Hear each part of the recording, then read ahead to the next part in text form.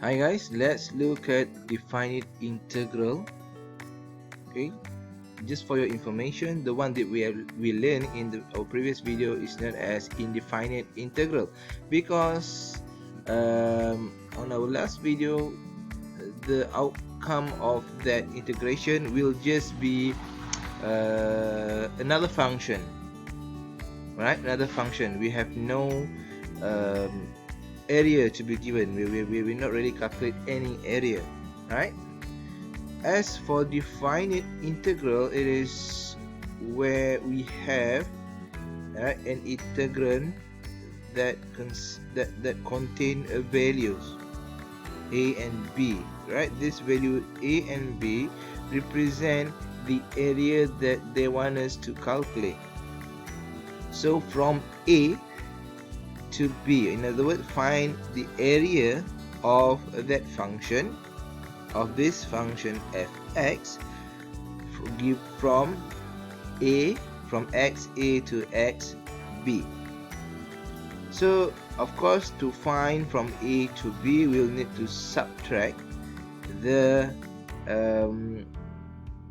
function that has been integrated, right? Substitute it with b value and subtract to a value, right? So let us try to do exercise 4.12. Alright, 2 cos x plus 3x. Let's try to integrate this first. Right, so we have a summation of the functions with a constant, so we can pull it out and treat them separately. Okay, then we can start to integrating them. So cos will become sine, and sine will become negative cos. Right, so I have put the negative outside, so from positive we change to negative.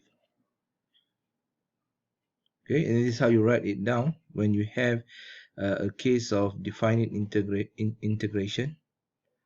Okay, looking at this, right? So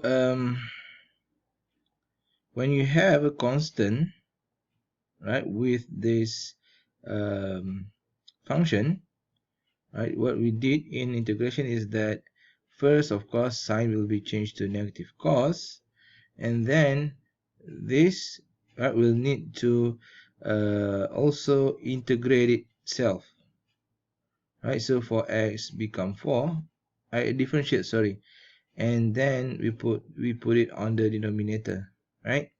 This apply to every case of trigonometry, exponent, right? This is how you do it. Okay, so for this one we don't have a constant here, so that's why, as you can see, we don't have anything yet. Actually it is over 1, but we don't write 1 over 1, right? So looking at this, we can simplify even further to make it easy for us to do the calculation later. So we pull out all the constant, so negative 3 over 4 outside.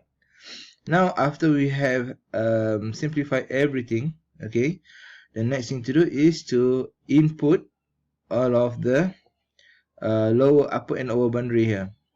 Okay, input it into x and do the calculation. Alright, so this is how we do it. Just substitute all of the lower and upper boundary, as you can see.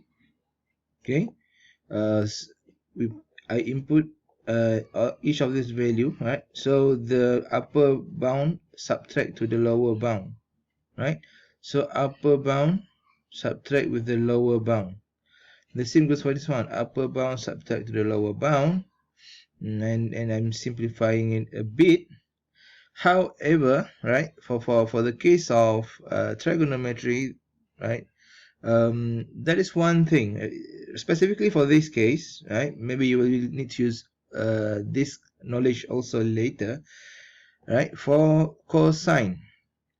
Okay, for cosine, if you look at this, when I input the lower boundary, it is in the form of negative, by right, for just like sine, I input a negative. So when I pull it out, this should become positive, right? But for this one, it remain negative. I want you to be clear on this, why it is still negative, right? The reason is that because cos, right, the function of cos is known as a even function, meaning that it has the same area despite of it is in a negative or a positive area. So there it has a balanced area on the for the left and the right, negative and positive. Right, for the case of trigonometry, cos, sine, and secant have even function. It's an even function, meaning that if let's say you encounter with cosine or later maybe secant, and you will need to actually calculate from a negative to positive value, right? When you substitute, you don't really need to change the value, change the notation here from negative to positive, because it doesn't really matter. So even it is negative, this will still remain like this because we still consider this as positive. Right? That is even function. I will tell more on that if we have time later. So then after we have substitute everything, so sine pi over 2 is equal to 1 plus with 1, and then minus with 3 over 4 cos 2 pi is equal to 1, minus with 1, so 0, and the final answer is 4. Alright, for the next question, I'll try to do this one. I will try to do it, I will try to simplify it even further. Now, if you're familiar with the integration process, you don't need to actually split them up. You can just put them in as one. For example, I integrate each of them, right, in one go. So 2 will become 2x, right, 2x. X to the power of 4 will become x to the power of 5 over 5. And 1 over x to the power of 2 over 3, right? To make it simple, we'll just put it at a numerator, right? Put it at a numerator, alright, and we'll integrate it in this form, okay? So negative 2 over 3 plus with 1, we'll get 1 over 3, so put it in the denominator, so over 1 over 3, so it becomes 3x 1 over 3.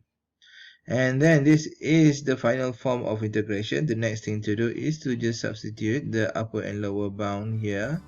So this we got the answer of negative 4 over 5. Okay, so that is definite integration. Thank you.